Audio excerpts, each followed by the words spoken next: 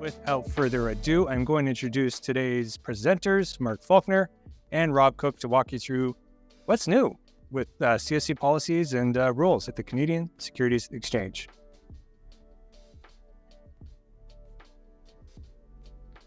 Okay, thank you, James. I'm Rob Cook, and I think everybody can see Mark Faulkner right beside me. Thanks, James, for the introduction. James has a voice for radio, and I have a face for radio. And I will do some introductory slides, and then I'll turn over the majority of the presentation to Mark. If we can move the slides up here. So the Canadian Securities Exchange, you're all familiar with it. Our mission is really not changed. We wanted to reduce the cost of capital for emerging companies and make sure that they had, access to capital at a reasonable cost. So while we were founded in 2003, we only started with 3 companies listed, and we were recognized as a stock exchange by the Ontario Securities Commission in 2004, May, I believe it was. Since then, we have grown tremendously. We're now over 800 listings. The market cap peaked at over 30 billion, but it's currently hovering around 20 billion. And many of our issuers are able to access capital. When we find that they cannot raise capital, it's generally speaking because of overall market conditions. So systemic problems, not CSE problems. Here's the growth in our listings over our whole lifetime. So you can see we have over 800 companies listed, or approximately 800 companies listed, and over 800 securities listed. Most of the difference is warrants. Okay. We've been characterized as the Canadian or the Cannabis Stock Exchange on too many occasions. Life sciences is still a significant part of our stock list. The slide here really only shows a difference of 4 months from the end of December 31, 2022 through April 30th. But the only real difference is that the only sector that is not growing is the life sciences sector. All of the other sectors have been growing on the CSE this year. So we have a number of things to explain, introduce, talk to you about today. There are many changes to our requirements. Some of the changes that are really just providing transparency, that we want to make sure that our rules are clear, and sometimes our rules were not embedded in our rule book. For instance, something like normal course issuer bids, but we now have a policy that's actually in the rule book. So there's a number of areas that we're going to talk about. We're also going to introduce you to our senior tier, also known as our non-venture issuer tier, or abbreviated to NV issuers. Mark is going to give you the detail on most of these changes, so I'll turn it over to him. Thanks, Rob. We originally published these back in December, several years. I've lost track of the years that we actually published these, but they were published for comment. They were out for a long time, an extended period for comment. And then we knew there were still some outstanding issues we were discussing with the regulators when we published them. So it took until April of this year that we ironed out all those things. And for those of you that followed closely, you'll see that there were some amendments that were made subsequent to the publication. And the reason we were able to do those without republishing is because we raised many of the issues in the specific questions that we asked when we published for comment. So this was one of those topics, the public float and distribution. We didn't propose any changes when we published the proposed amendments, but subsequent to that, we took the feedback from the questions in the request for comments and some outstanding concerns that we shared with the OSC and BCSC staff. And so we did introduce some requirements when we introduced the policies or implemented the policies in April of this year. So we did increase the public float from 10% to 20%, and the number of shares.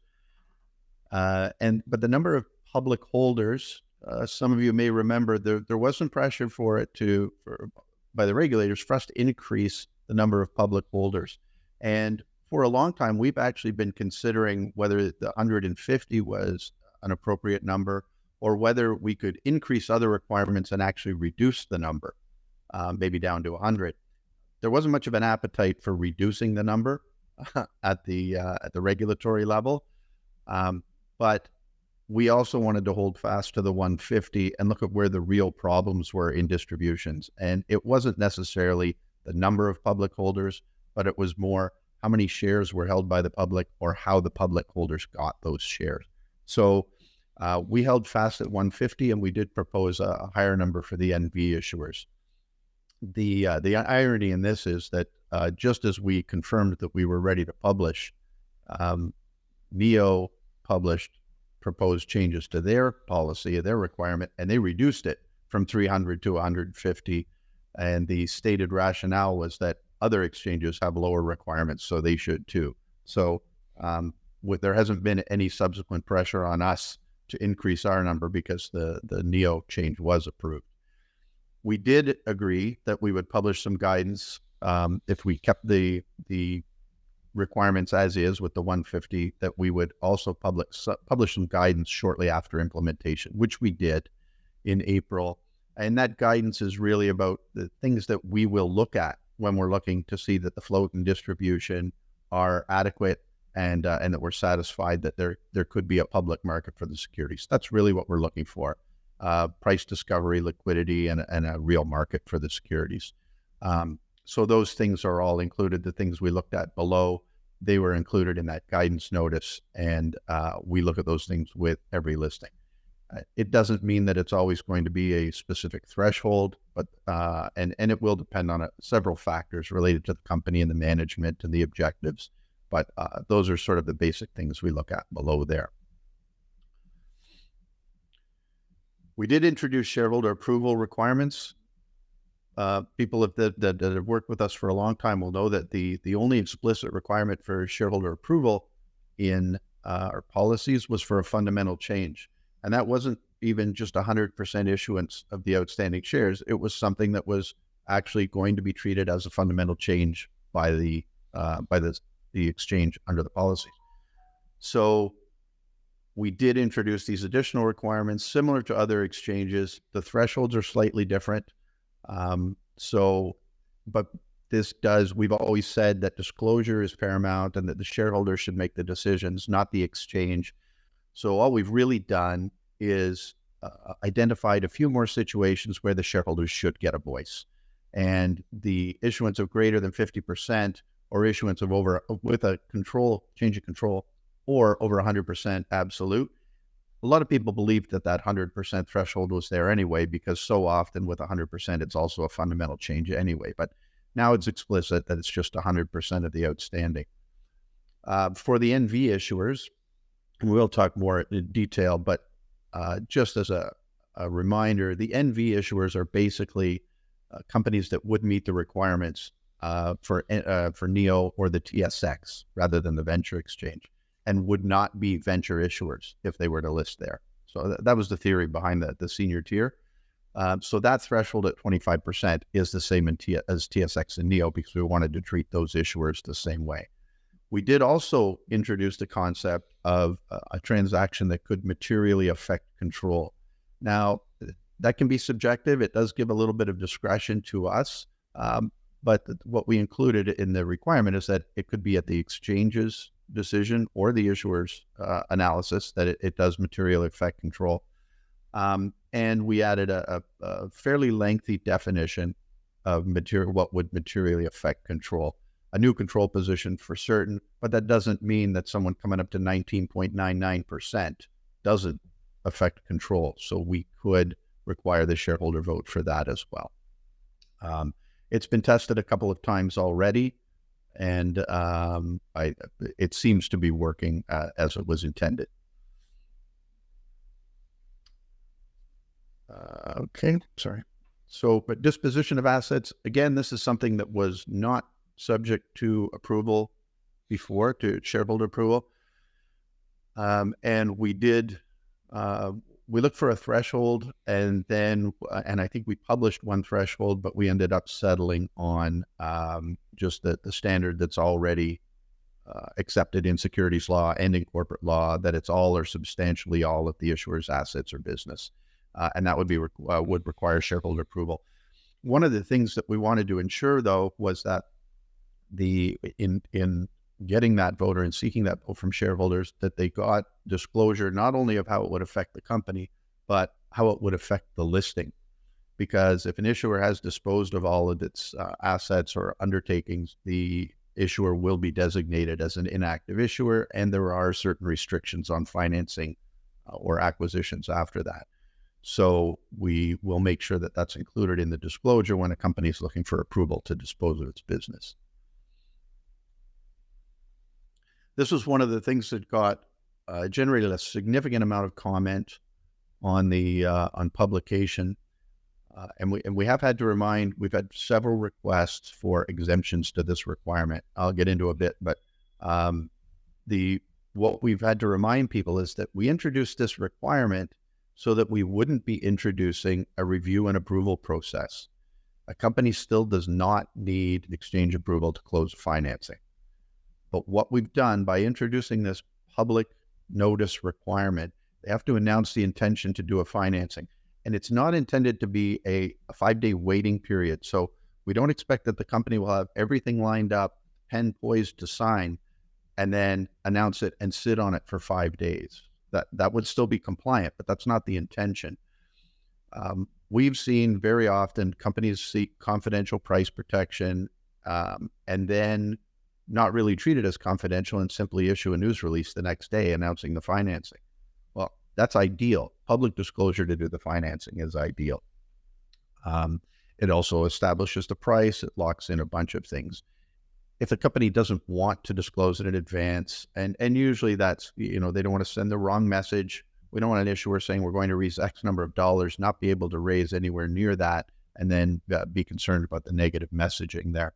Then we can still do the confidential price protection. And at some point, when it becomes material, then the issuer can put out the news release that say they intend to close the financing, wrap the rest of it up, and close it 5 days later. It's working fairly well in most circumstances. We are going to consider certain circumstances or conditions under which we would not require that 5-day notice. Currently, most of the arguments that we've been getting in the requests for exemptions are that it's not necessary because it's not material, or it's not necessary because it won't provide any additional meaningful disclosure to to investors. And that's where we remind people that this is instead of our review and approval. If the public notice is made, we don't have any questions, there's nothing to hold it up, and our approval is not necessary. We have granted one exemption to date, and it wasn't an exemption to the notice requirement, it was an exemption to the specific 5 days of notice.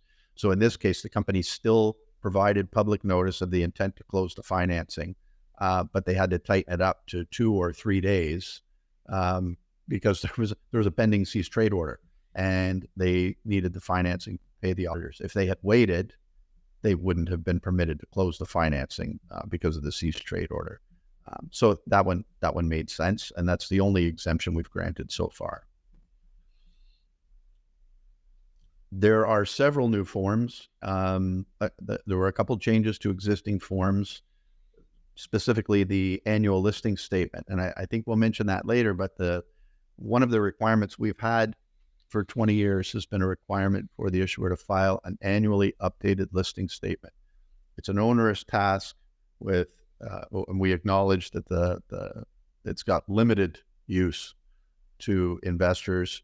It's just not it's not practical. It's expensive, and it's not really helpful. So we have reduced the size of that. So based on the original quarterly listing statement, we've turned that into an annual listing statement, and it's really more of a summary than a full listing statement. And that'll replace the requirement for an annual 2A. In separate amendments, we've also changed the 2A, but we'll get to that after. And then each of the other forms there from 14 to 18, those are all new forms for new requirements. And these are requirements, as Rob mentioned in the introduction, that they may not have been clear, they may not have been included, like normal course issuer bids, shareholder rights plans. We did not have explicit policies on those things before. So none of these are necessarily new ways to approach these items.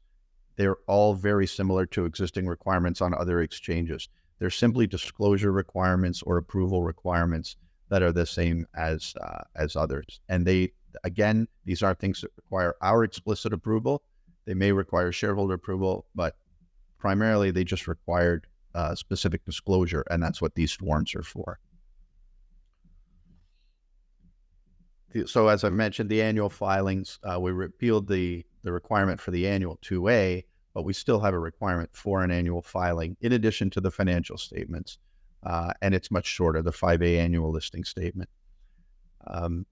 Listed companies may file, instead of filing one of our forms, they may file an AIF. And there are definitely more benefits to a venture issuer filing an AIF than simply filing one of the CSE forms. The senior tier, the NV issuers, will be required to file an AIF. They won't have that option. We introduced, Rob, do you want to talk about restricted securities? Well, I could briefly. Restricted securities are usually securities where there's multiple voting privileges for one class and inferior voting privileges or subordinate voting privileges for the majority of the shareholders. We have always imposed requirements similar to other exchanges. There's also a national rule on restricted securities. We just had not incorporated one into the body of our policy. So essentially, the policy requires that the shares that are trading have an appropriate designation, i.e. they should not be called common shares, and that there be coattail protection for those shareholders in the event of a takeover bid. And if the capital structure is changing, there would be requirements for shareholder approval. Some of these requirements do not apply to what's become known as proportionate voting share structures, where the reason for the share structure is in order for the company to maintain foreign private issuer status for the SEC, and those companies also could designate the lesser voting shares as common shares, provided they get an exemption from one of the securities regulators. Don't think there's more to say on that, is there? No, there's not a lot. We had this, as Rob said, we've been applying these principles for several years. We actually had a placeholder in the policy that we finally just changed that from a placeholder to an actual policy. So policy 6, there were several changes. This included the 5-day notice and some of the other things. So I'll talk a bit about the application of and the practical way that these things work with respect to price reservations, security-based compensation arrangements. So the policies were silent on a lot of the requirements other than just pricing for options. So we've added a whole section in there now. And we've added a little bit more detail on convertible securities as well. So for a price reservation, and this is what I think people are most familiar with on the other exchanges, there's a price reservation or it's a price reservation form. We've always referred to it as simply price protection. A reminder, we don't review and approve of financing, but we will look at the onset. The company requests a price confidentially. We'll confirm that price. This is the market price. This is the allowable discount. And that's your threshold. So they can price it anywhere above that, of course. It's not a pre-approval of the financing or of the terms of the financing. It's an acknowledgement that we've got enough information to confirm that that's a reserved price or a protected price, and now the company can work on the financing. If it's done confidentially, that's fine. We would prefer, of course, as I mentioned earlier, public disclosure right at the onset.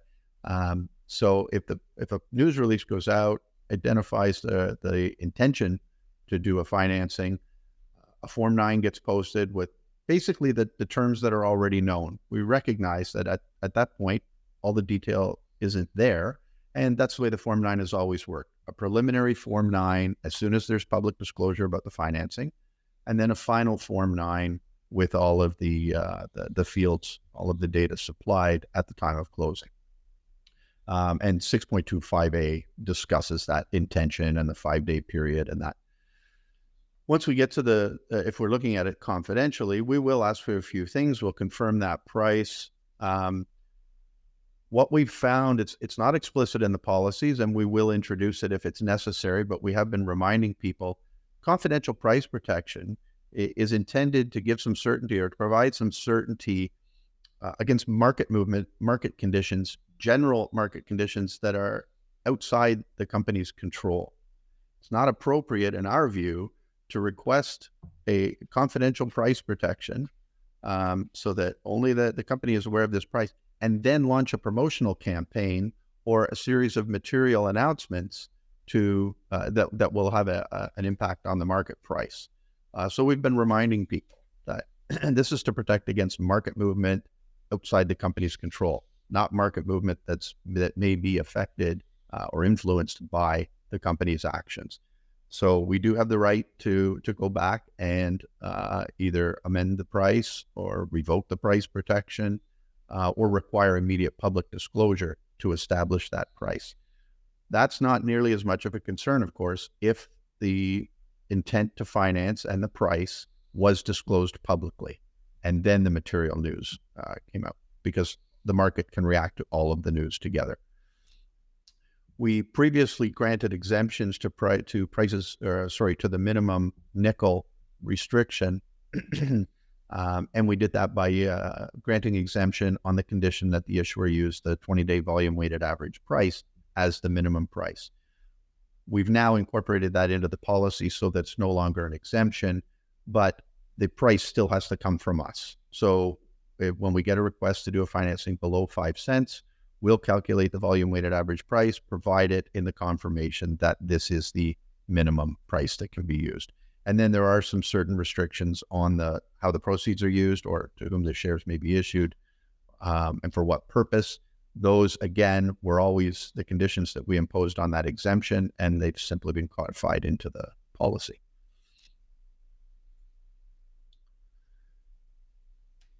As I said earlier, we only, the policies on any kind of securities-based compensation were really restricted just to the pricing for options.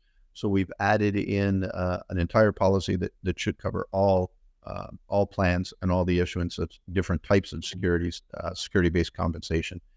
It's very similar to the other exchanges. Again, the point with this was to have a more detailed policy and a point of reference for the issuers and counsel.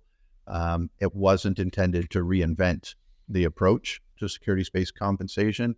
If you look at this, you'll find that it is very similar to at least one of the other exchanges, and it wasn't intended to be any different. So consider the application of that to be consistent to the extent that we can, ensure that it's consistent with the other exchanges' approach.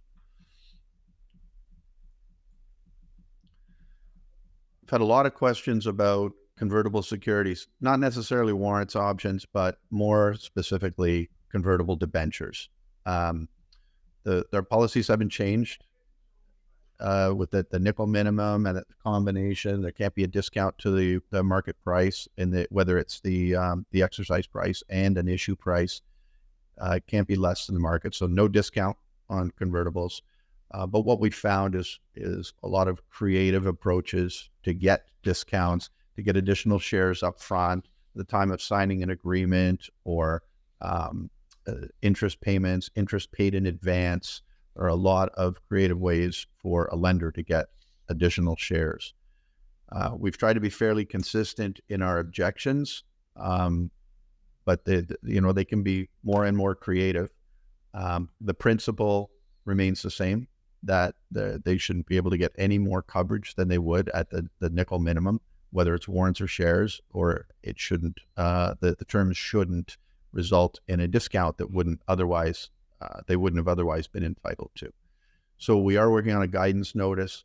We did add into the policies that they could be priced at the time of issuance, or the price could be determined by a preset formula, but could be determined at a later date based on the market price at the time. And the application of that means that the market price at the time of issuance will always be the minimum price. So if the market price at the time of issuance is 10 cents, then the conversion price can be 10 cents or some price that's determined by market conditions later.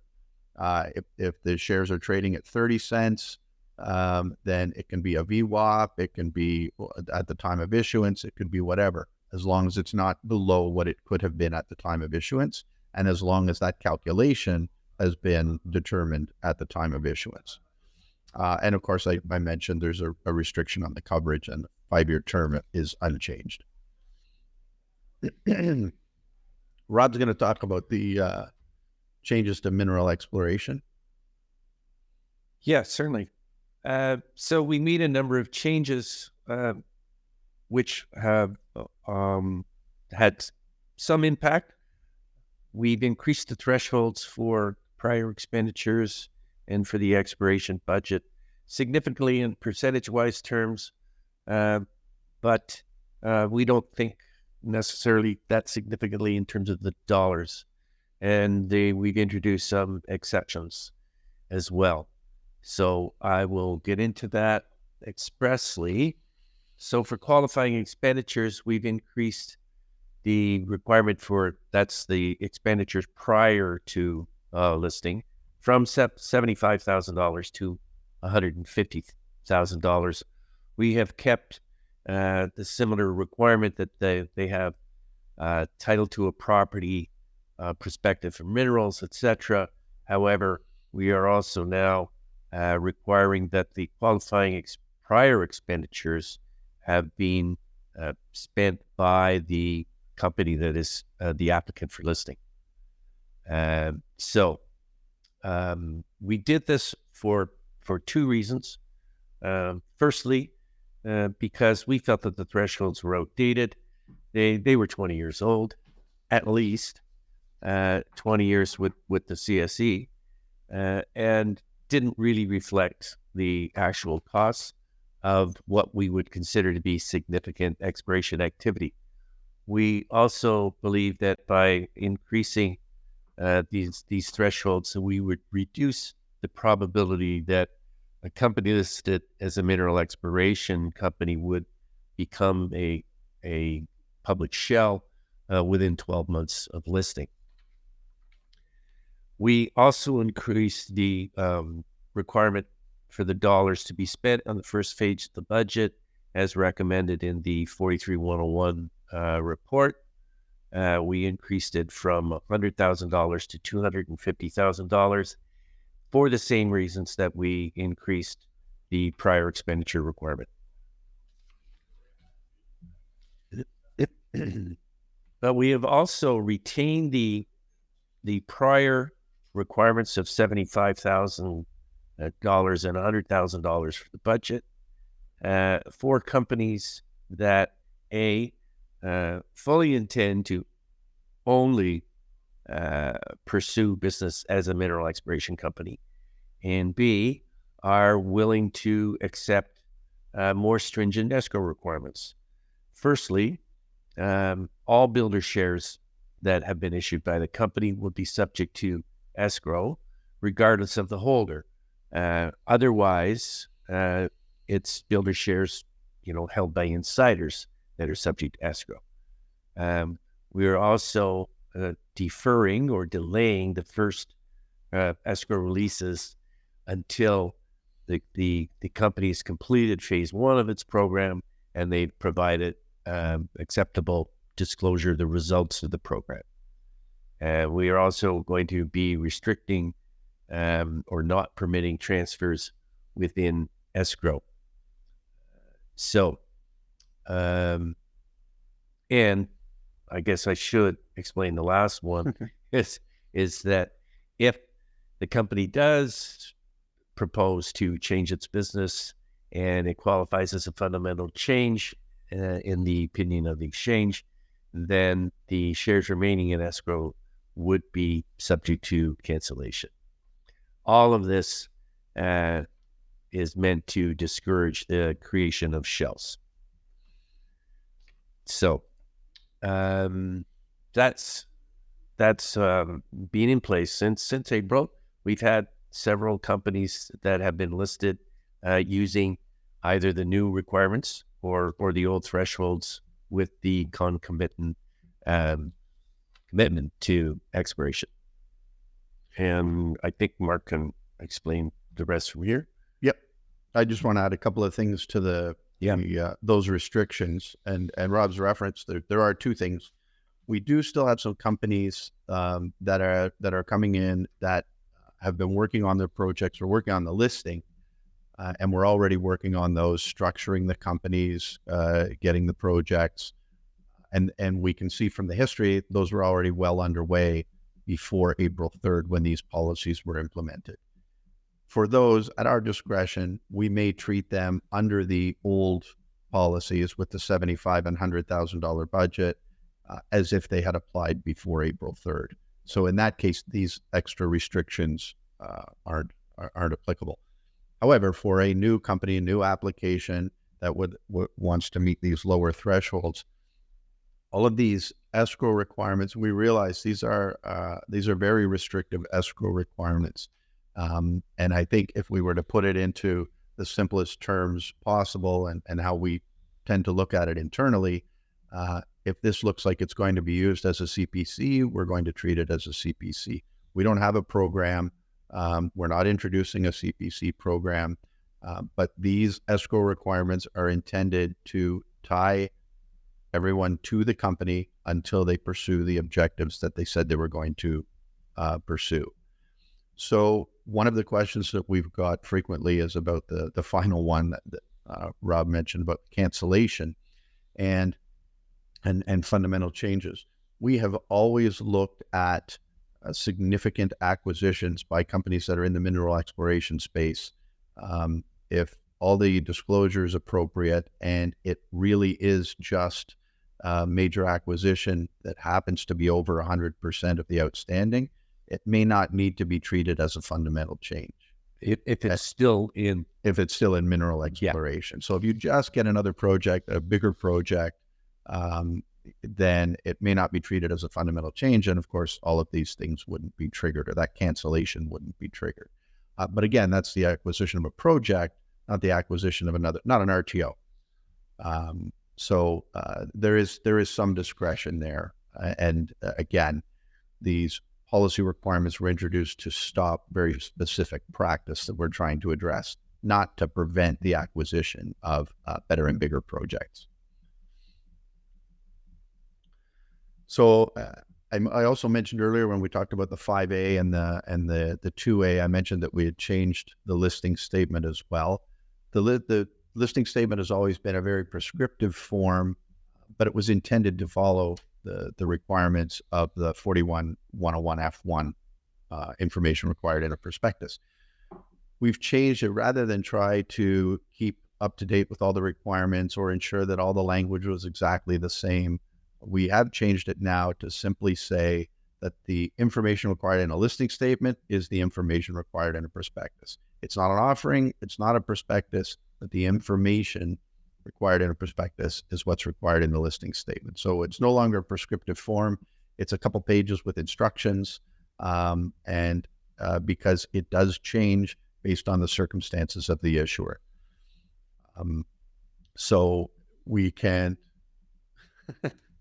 You found the typo. I found the typo. I'm sorry, everyone. That issuers July, somebody did a search and replace. It should say issuers may rely on a recent prospectus or information circular.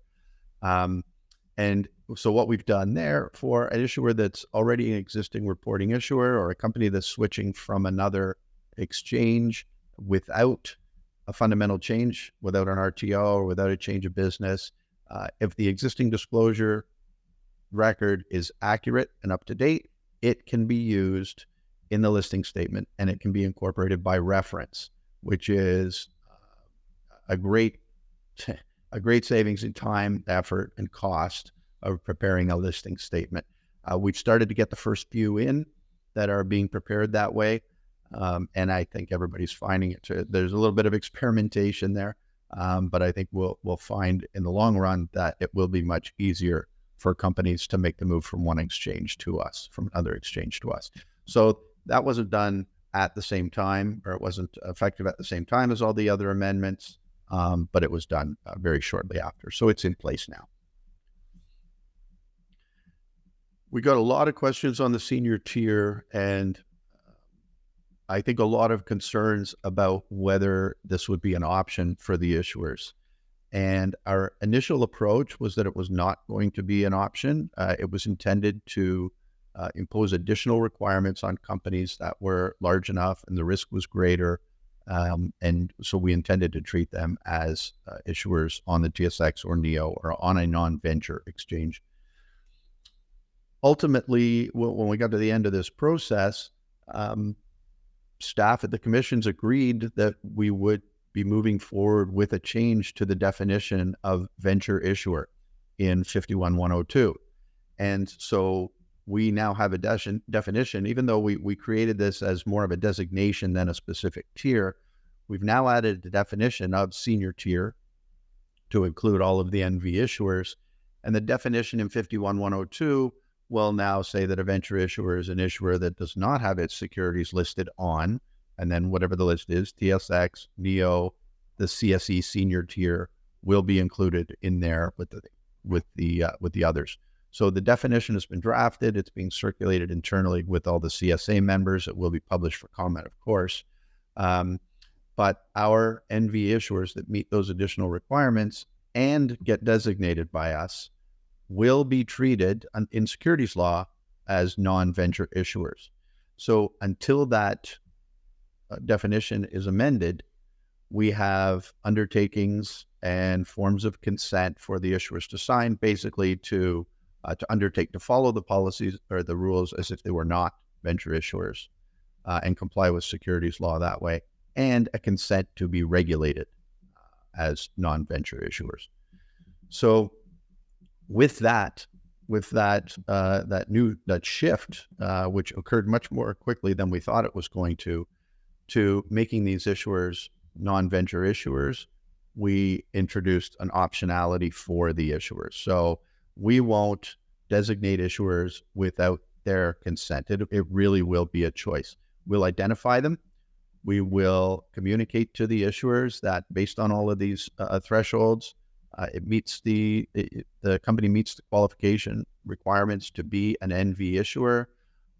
We'll outline some of the benefits and some of the additional requirements, and then the issuer will have the choice, and we'll set an effective date so that they have time to get in place any of the procedures they need, the processes they need to meet the filing deadlines, that kind of thing.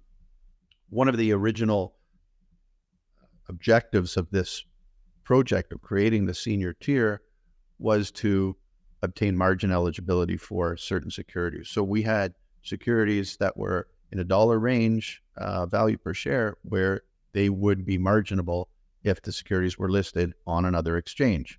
And this has been something that we battled with IROC for our entire existence. And we finally got to a point where we said, if we propose something like this and have very specific requirements for these issuers, would IROC confirm margin eligibility? And we got to the stage where they agreed that would be the case. We proposed a tier, and after the policies were approved, we went back to IROC. We had I was CIRO by then, and then we had the discussions about this. And it became a little bit more clear that there was finally some recognition that it was time to look at the lists for margin eligibility in more detail. And as a result of that review at Zero, we now have, I did skip ahead too. We now have margin eligibility for all securities. So any securities on an exchange in Canada, except I believe for those listed on that have been moved to the next board of the venture exchange, and those that are designated as inactive by the CSE, those with a .x. And they may be, but it's not likely they would be eligible by price anyway. All securities are treated the same way if they're on an exchange in Canada. So that was a great step forward for us. And so now that's not really one of the specific benefits that we thought would only extend to the NV issuers. It applies to all. So we are looking at, there are very few things for I'll just go back. There are very few things where the NV issuers have a specific advantage or something that isn't required of them that would be required of other issuers. They don't have to file a monthly progress report, but they do have to file an AIF. We're going to add things as we find them to be relevant to issuers when we go through transactions with like the 5-day notice. There may be certain things where we do apply a different standard or introduce a different requirement for that senior tier. And we'll see how those go, what kind of feedback we get as we add more. We currently only have one senior tier issuer, and that was a slam dunk because it's also listed on the TSE, so it was not a venture issuer to begin with. For any others that we designate, we'll do them at the time of listing. If we determine that they meet the requirements, we'll ask the issuer if they want to be listed as an issuer or an NV issuer.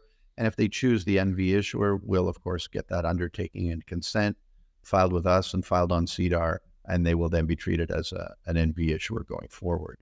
So that's how that's going to apply. I think that the big question for everyone was how it was going to work and whether or not the issuer was going to have a choice. And we can confirm now, absolutely, the issuer will have a choice. And it would be highly unlikely that we would designate an issuer as a senior tier, as an NV issuer, unless the issuer consented to it. And I think that was it. The margin eligibility was the last bit of good news. That's right. That's right. And what may be news to a few of you, if you might have detected from Mark referring to the Toronto Stock Exchange as the TSE, he and I and our CEO, Richard Carlton, often do that because we used to work there when it was the TSE, but now it's known as the TSX. Right. And as I recall, it was changed so that there wasn't confusion with the Tokyo Stock Exchange that was also using TSE. Yeah. I remember how many logos we went through when we were there. Right. I think we beat it here. Right. So we're open for questions if or comments if anyone has it.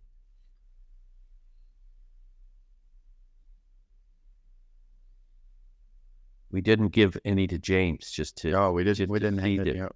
No. Going once. Well done. If you don't ask questions, you get 10 more minutes of Rob's humor. No. I'm done.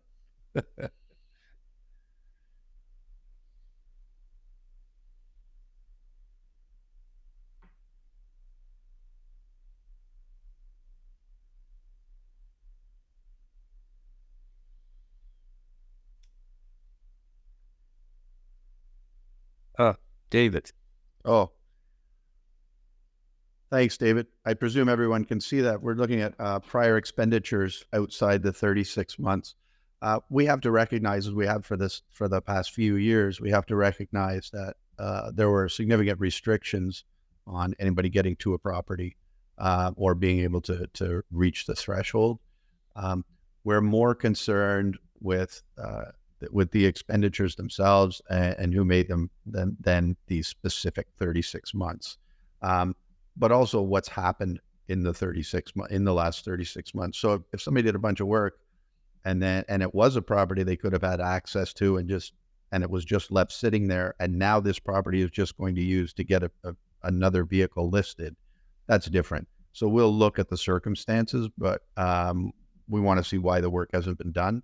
But we've been very accommodating. We've exercised a lot of discretion with respect to the specific timing. Right. And we certainly did that before. Yeah. But pretty much it was exemptions were based on the level of past expenditure and how far advanced the property was. So that the larger the prior expenditures were, and some were in the several millions of dollars, and the more advanced the property was, the more likely that we would accept expenditures that were further back than 36 months. Some of that, would have been, just due to cyclicality of the particular mineral in question. And we'll consider the budget as well.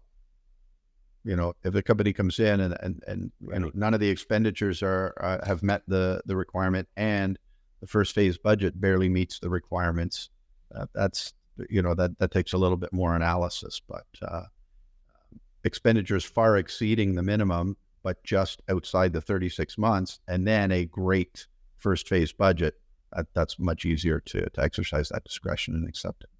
And you're welcome. Thank you, Dave. Want to change their listing? Let's get this a little bit more specific, James. For the dozens and dozens of companies that want to move to the CSE from another exchange, I presume. Because of those changes to the listing statement, and specifically to allow incorporation by reference for an existing listed company, the process is fairly straightforward because it's an application.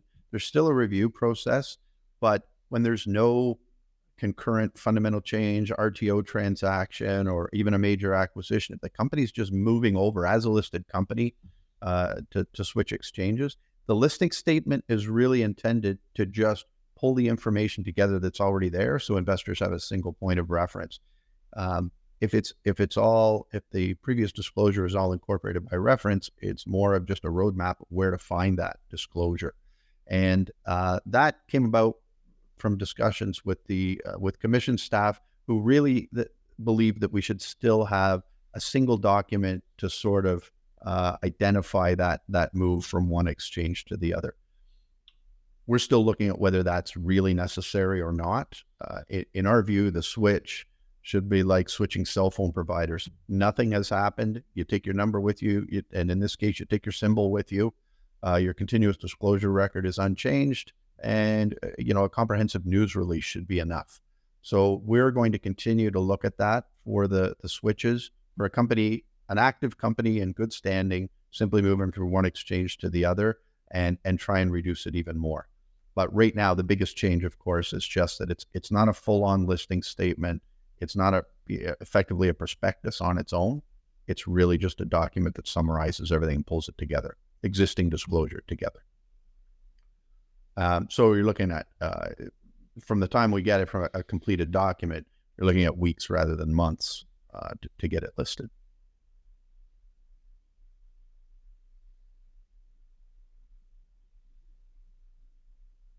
And there you go. Listings at the CSE.com.